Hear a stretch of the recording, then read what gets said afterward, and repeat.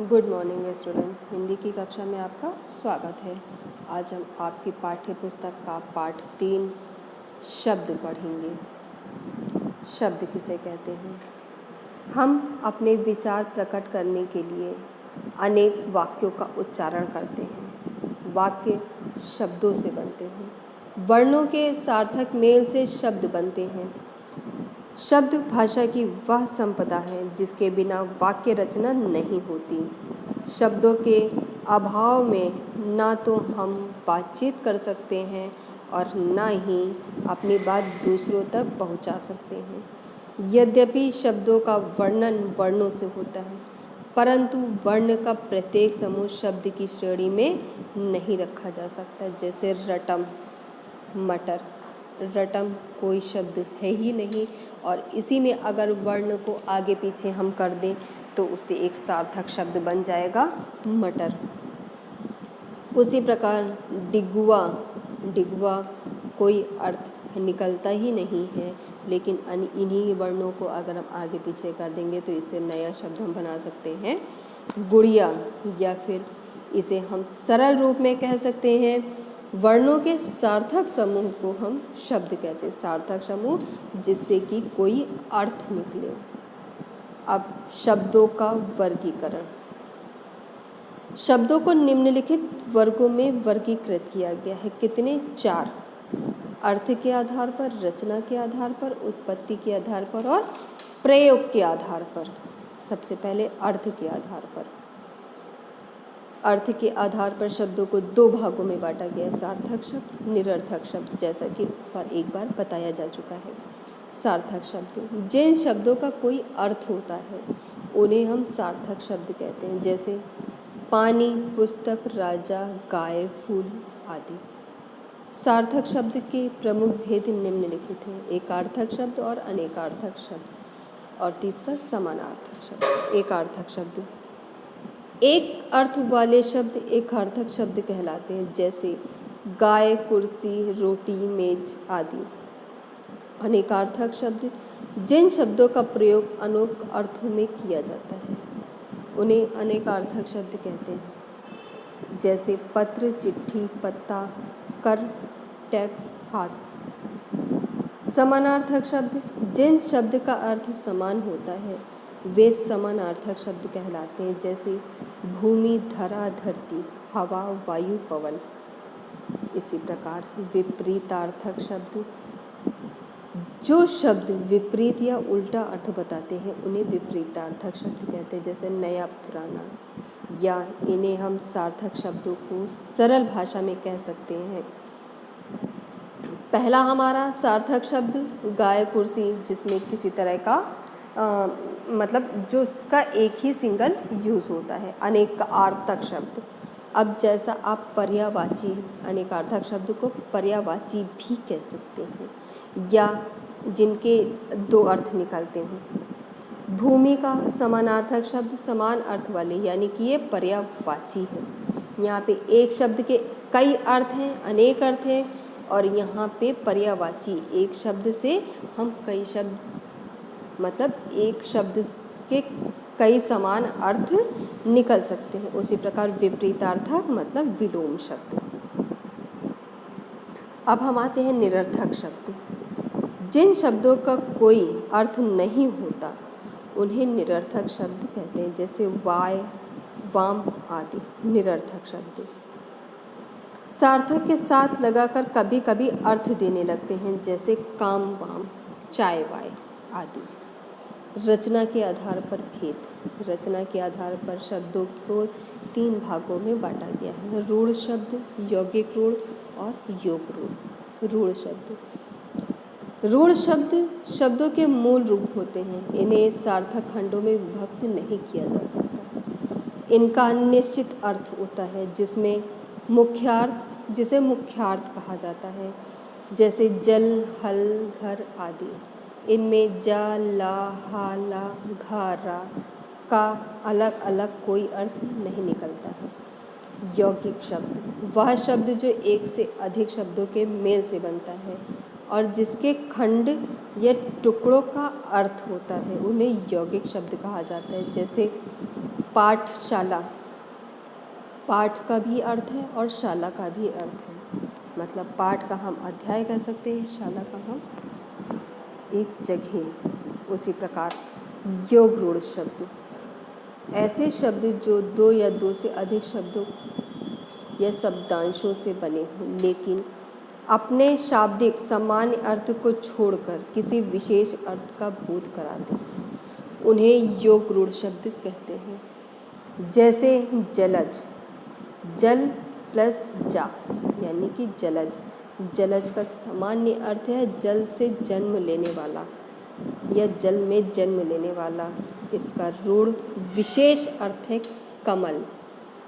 अब एक दंत का सामान्य अर्थ एक दांत वाला, लेकिन इसका विशेष रूढ़ विशेष है गणेश।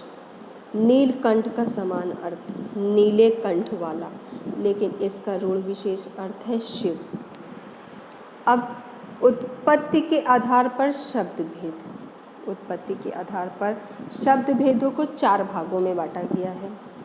तत्सम शब्द, तद्भव शब्द, देशज शब्द, विदेशी शब्द।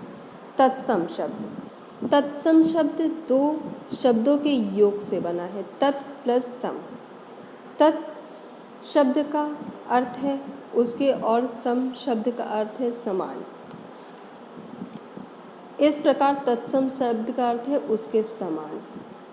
इसका आंशय है संस्कृत भाषा के समान, अर्थात संस्कृत से आए हुए शब्दों को हिंदी में जब उसी रूप में प्रयोग किए जाते हैं तो उसे तत्सम शब्द कहते हैं। जैसे पुष्प, मयूर, स्वर्ण, ग्राम, रात्रि, कर्ण आदि।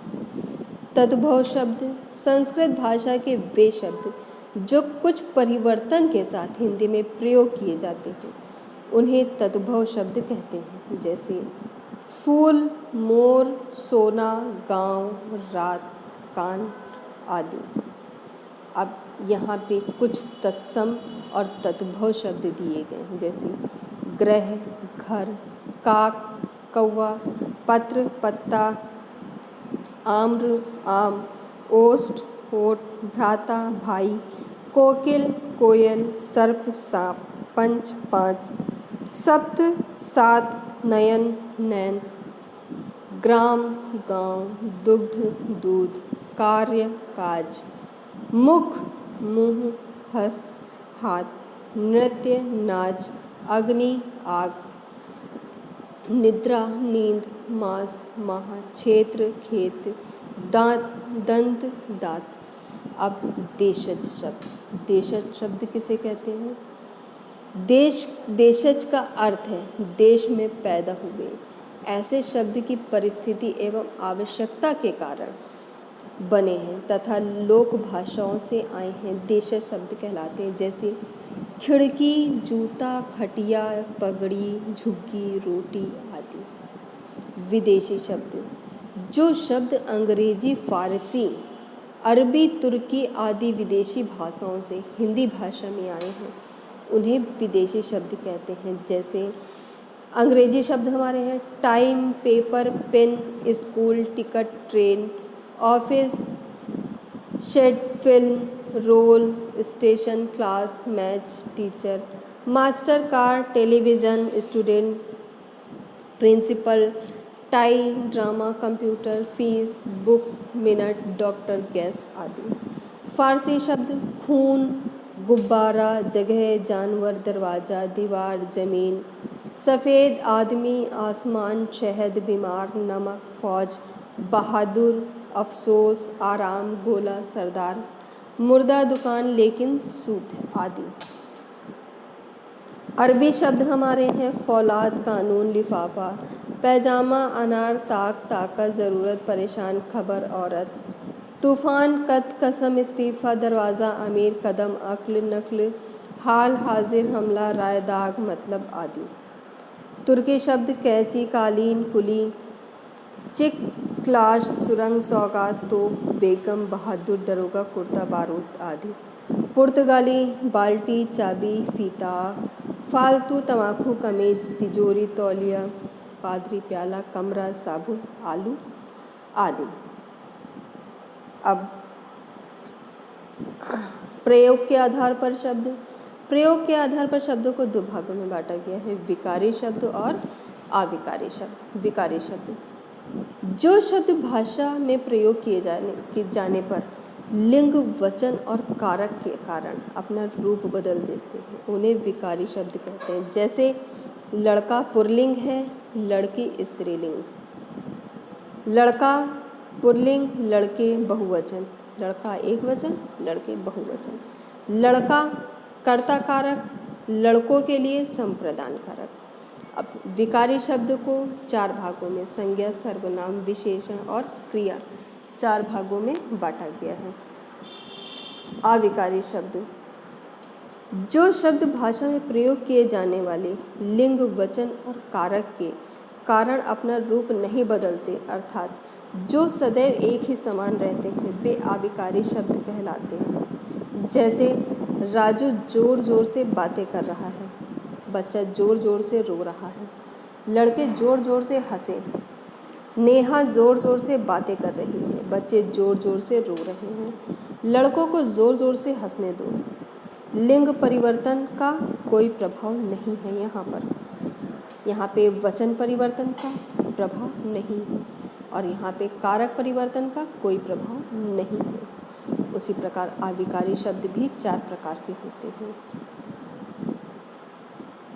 पहला विस्मयादि बोधक, दूसरा विस्मय बोधक, तीसरा विस्मयादि बोधक और चौथा भी विस्मयादि बोधक।